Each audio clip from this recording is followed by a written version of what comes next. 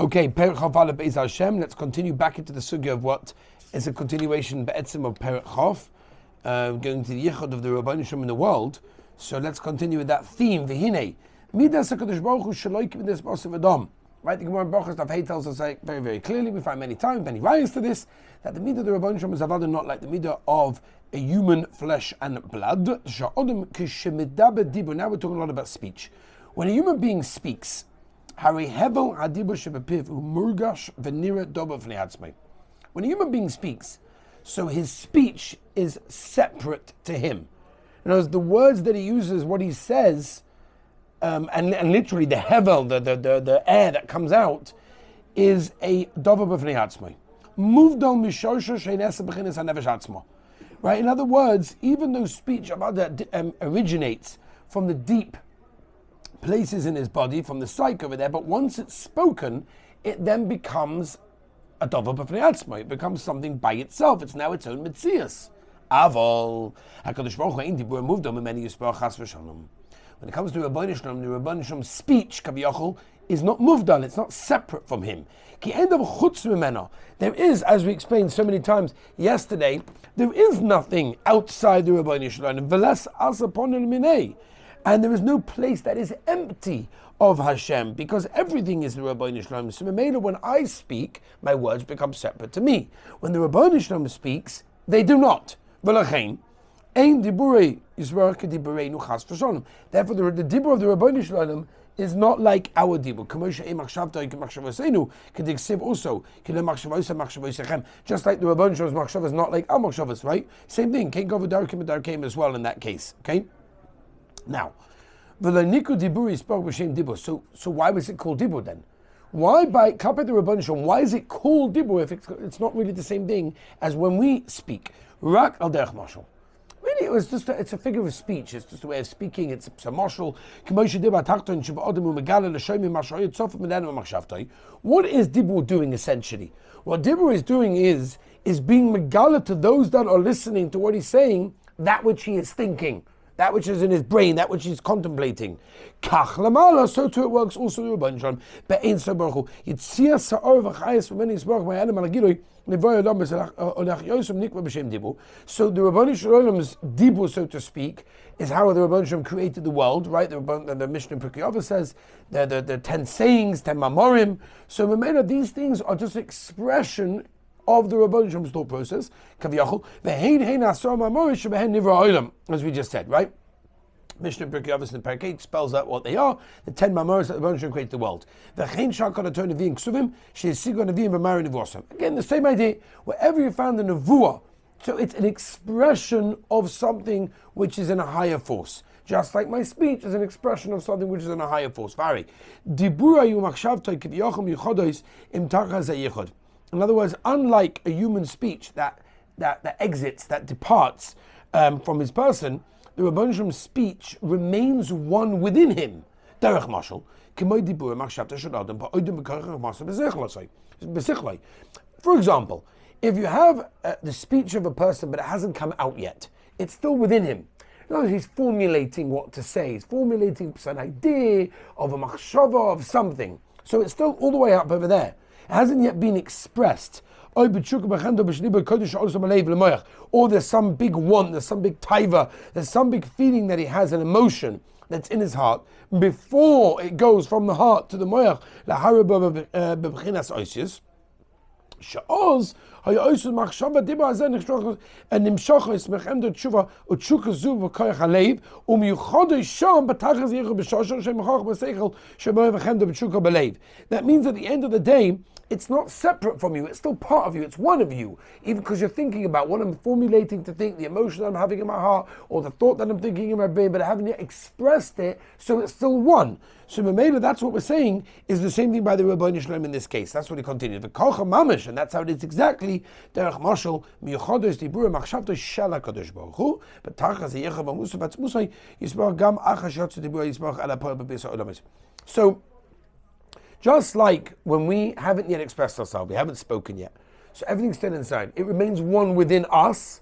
That's how the Rebbeinu Shalom's Dibur is even after it comes out. It remains a chelik of him. It's not a separate entity and then it's got its own individuality. It's a connection. It's still connected as one to Rebbeinu Shalom.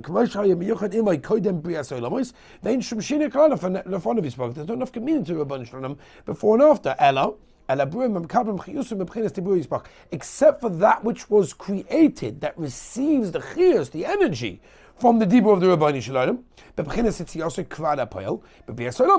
Rebbeinu Shalom on my side calls something to be created. So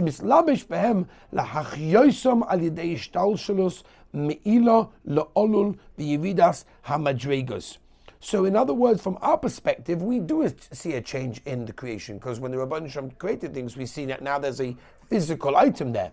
But Kaviyachol to the Rebbeinu Shalom, there is no nafkamina between before and after. There's absolutely no nafkamina to one to the other in that case. And the reason how it works that way is because that's what he calls the ishtalshalus, that the dilution, so to speak, that you go the downgrading of the Rebbeinu Shalom's light. That means be'etzem, as we've said this before, everything's a machshava Hashem. This table in front of us is coming from the machshava of the Rebbeinu Shalom. So how can we see it? The machshava Hashem is not able to see in a physical way. The reason we can see it is because what the Tanya is explaining over here is the shtalshlus me'ilu la'olol, the yiridus madregus, but simtsumim rabim v'shainim. What we'll call it like being diluted. The aura of Hashem is so great up over there, there's nothing physical. There's plenty, but there's nothing physical, and we can't see it.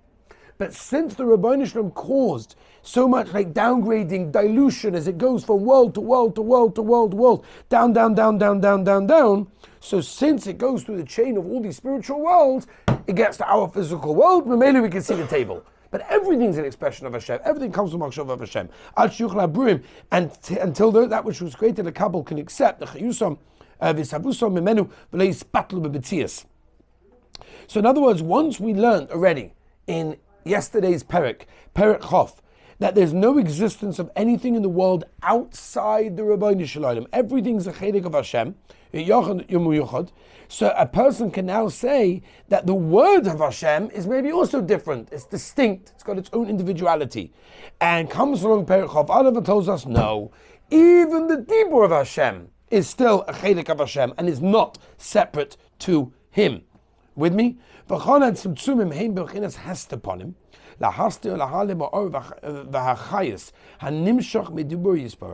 In other words, it's this hiding light, the light that's being hidden, right? It's being hidden and tucked away of the Rebbeinu Shalom's speech in that case, so specifically that it shouldn't be over disclosed in a way that the worlds down over here, the physical worlds, would not be able to contain it if it was too open and revealed. A little bit complicated what I said today, but that's what it is. In other words, if there's too much giloi, then the tachtonim, the world down over here, are not going to be able to lakabel it. They're not going to be able to accept it.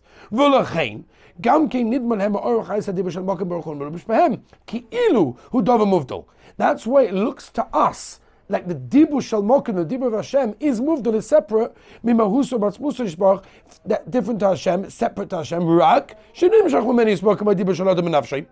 To us, to our physical world, to our limited brains, in the world that we live in over here, we take a look at the word Rebbeinu Shalom's dibur as being separate, but we know that's not true. That's why it continues over here. L'gabei Kodesh Baruch Hu ein shum tzimtzum v'hester v'helem mastir ma'alim lefonov. In other words, yes, in this world down here, there needs to be some kind of tzimtzum that's gone from olamis to olamis to olamis until it's reached our world, and now we can see it because there's not so much giloi of the light, and if there's not so much giloi of the light, I'm able to see there's a table of Machshava of Hashem. Masha'ein Kain, it might look to us that the dibur of Hashem is separate to Hashem, but the Emes says it's not. It's all one chelik. By Kapei Hashem, there is no tzimtzum. There's no hester. It doesn't exist. Kediksiv, like the Prophet says in Tehillim, Gam choshech lo yachshich mimeka v'choli. Mishum she'ein at tzimtzumim v'halvushim dover nifrod mimeni yisbach chas v'shalom. There's no such thing as anything that's separate to Hashem. Elo, kehodin kamsa doravushe minei uvei. It's like the Maisa, this butterfly, whatever it is, that when it's like a snail, in the shell, and eventually it emerges from there. So it's all really considered to be one. It's not like a separate piece. So therefore, what we see as a concealment of Hashem is actually L'maisa Hashem. K'moshe Kosu, like the pasuk says, Ki Hashem Olekim. Or K'moshe Zbog, like it's going to say, we'll see later on when we get to different sugyas. V'lachein Kamei Koloi Kola Choshev Mamish. In Hashem's presence, everything is considered to be nothing. What comes out L'maisa, right, that the world is at the end of the day is not the pshat that the world is zero. It's just the pshat that the world is zero klapei Hashem, in the presence of Hashem, and there is nothing outside Hashem. Everything is one mitzias of the Ribbono Shel Olam. Again, one big continuation. Be'ez Hashem next week. B'siyat Shema Perek Chav Beis.